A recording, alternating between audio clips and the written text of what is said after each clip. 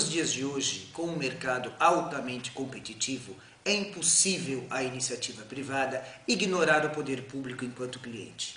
Só no ano passado, no exercício de 2010, a União Federal movimentou algo em torno de 200 bilhões de reais. Isso sem falar em estados, Distrito Federal, municípios. A licitação, hoje, ela é um grande negócio.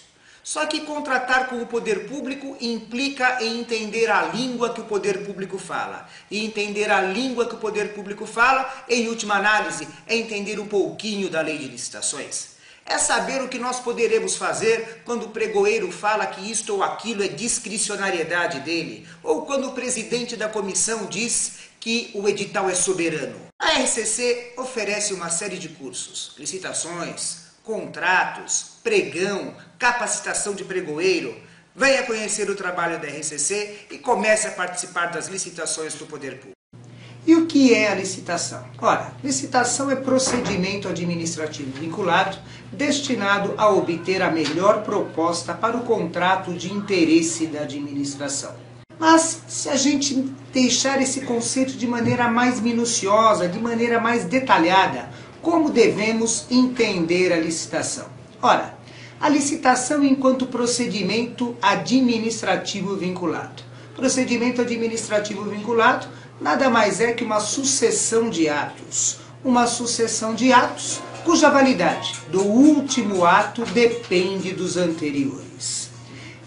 Se nós entendermos um pouquinho melhor essa questão, procedimento administrativo vinculado tem que ser entendido como essa sucessão de atos cuja validade do último ato depende dos anteriores. Agora vejam só o seguinte, para melhor entender a questão. Vamos resumir o procedimento licitatório da maneira mais sintética possível. Como que nós podemos resumir? Publicação do edital, habilitação, classificação, homologação e adjudicação. Habilitação, classificação, homologação, adjudicação, tudo isso se constitui em diversos atos administrativos. E se um ato estiver ilegal, todos os demais atos também estarão. Então vejam, no procedimento licitatório nós devemos ficar de verdade bastante atentos. Se eventualmente este ou aquele ato estiver ilegal e for do nosso interesse tentar anular a licitação, é hora de tentar falar alguma coisa, é a hora de dizer alguma coisa. E como falar, como dizer, nós vamos falar no decorrer desta palestra. Então, licitação enquanto procedimento administrativo vinculado, destinado a obter a melhor proposta. Qual que é o conceito de melhor proposta? Ora, melhor proposta não pode ser aquela de menor preço. O conceito de melhor proposta envolve muito mais do que tão somente menor preço. O que é melhor proposta, então? Ora, a melhor proposta implica em um objeto de qualidade. Um objeto de qualidade com um bom prazo de pagamento. Objeto de qualidade com um bom prazo de pagamento, com um bom prazo de entrega ou de execução do serviço. Está melhor? Que bom! Muito bem, voltando à questão da melhor proposta. Melhor proposta não pode ser entendida como aquela de menor preço. O conceito da melhor proposta envolve muito mais do que simplesmente menor preço. Ora, o conceito da melhor proposta implica em um objeto de qualidade. Um objeto de qualidade com um bom prazo de pagamento. Objeto de qualidade com um bom prazo de pagamento, com um bom prazo de entrega ou de execução do serviço. E tudo isso pelo menor preço. Ora, se o conceito da melhor proposta implica no atendimento de todos esses condicionantes, como que a administração pública, na maioria das vezes, no mais das vezes, escolhe o licitante vencedor tão somente pelo preço? Por que ela pode fazer isso? Bem, vamos tentar novamente. Por que ela pode escolher o licitante vencedor tão somente pelo preço? Bem, ela pode fazer isso porque ela determina no edital o objeto que para ela é o de melhor qualidade. Ela determina o prazo de pagamento, que para ela é o melhor. Ela determina prazo de entrega ou de execução do serviço, que para ela é o melhor. Quando o licitante coloca o preço, os 4 elementos do conceito da melhor proposta se fazem presentes. E é por isso que a administração pública, na maioria das vezes, no mais das vezes, pode escolher o licitante vencedor tão somente pelo preço. Portanto, é o seguinte, quando a administração pública coloca um edital de licitação na rua, ela coloca aquilo que ela está entendendo ser o melhor para ela. Todavia, esse melhor para ela não pode obstaculizar o direito do licitante. Este melhor para ela não pode, por exemplo, implicar em uma licitação direcionada, uma licitação com endereço certo, que é passível de impugnação, que é passível de representação, que é passível até de mandado de segurança. E por fim, licitação é procedimento administrativo vinculado, destinado a obter a melhor proposta para o contrato de interesse da administração. Ninguém está ouvindo nada. Ninguém está ouvindo nada. Beleza. Me parece que o problema já foi resolvido. E por fim, a coisa se passa da seguinte maneira. A administração pública quer celebrar um contrato, ela tem que fazer licitação. A licitação é regra para a celebração de todo e qualquer contrato, salvo as exceções da lei. E as exceções da lei estão dispostas no artigo 24 e 25 da Lei de Licitações. Artigo 24, que fala sobre a dispensa de licitação. E artigo 25, aquele que fala sobre a inexigibilidade de licitação. Portanto, mais uma vez, licitação é regra para a celebração de todo e qualquer contrato, salvo as exceções da lei. Artigo 24, dispensa de licitação, e artigo 25, inexigibilidade de licitação. Muito bem.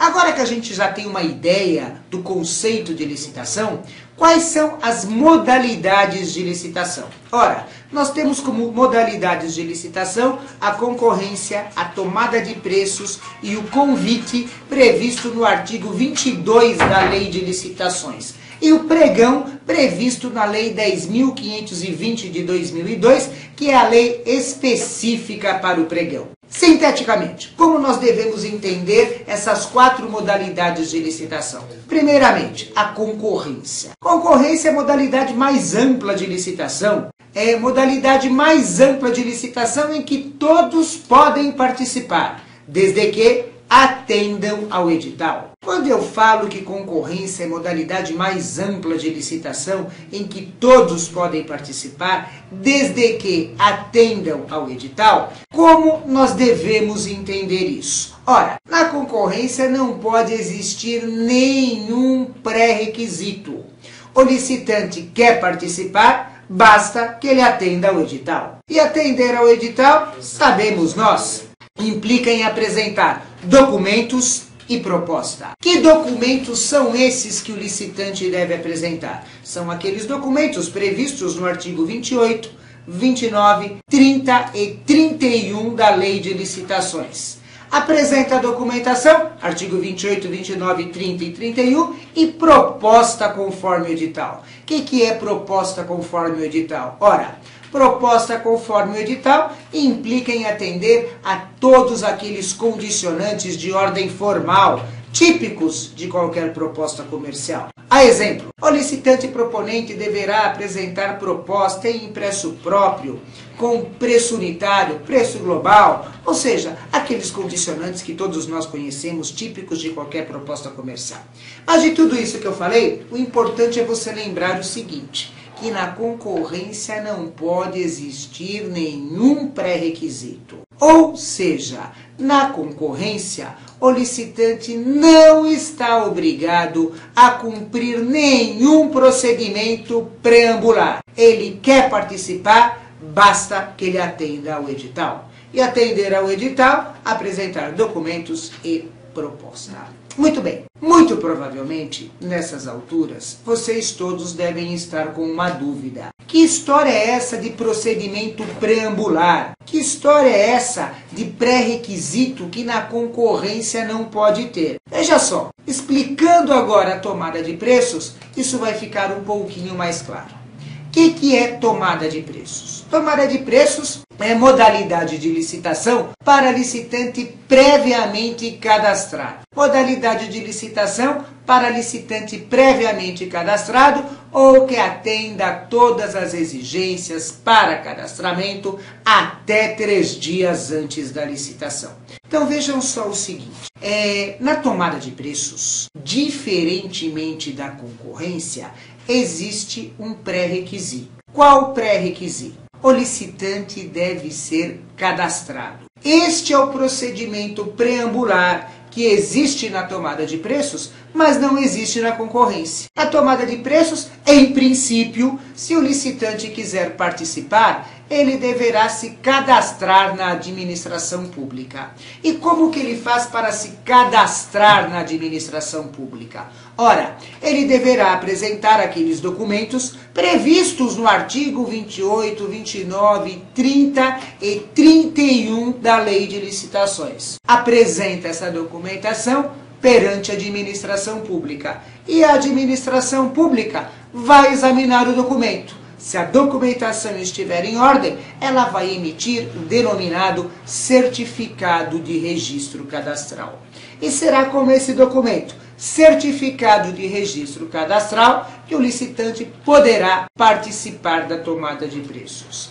Gostaria de observar o seguinte, que cada órgão público acaba dando um nome seu, específico para esse documento, denominado de certificado de registro cadastral. A exemplo, na União Federal nós temos o quê? Nós temos o SICAF. No estado de São Paulo, nós temos o CAUFESP. Ou seja, cada órgão público acaba dando um nome seu, específico para esse documento, denominado de certificado de registro cadastral. Pois é, gente.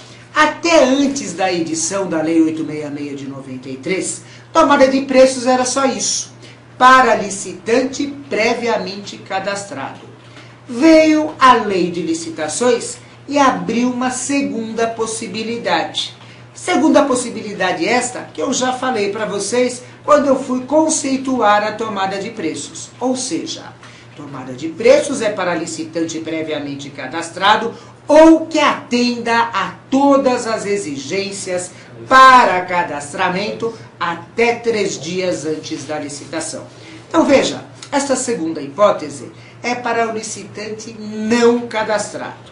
Então veja só o seguinte, como a coisa se passa. Vamos supor que eu seja licitante e não seja cadastrado, mas quero participar da tomada de preços.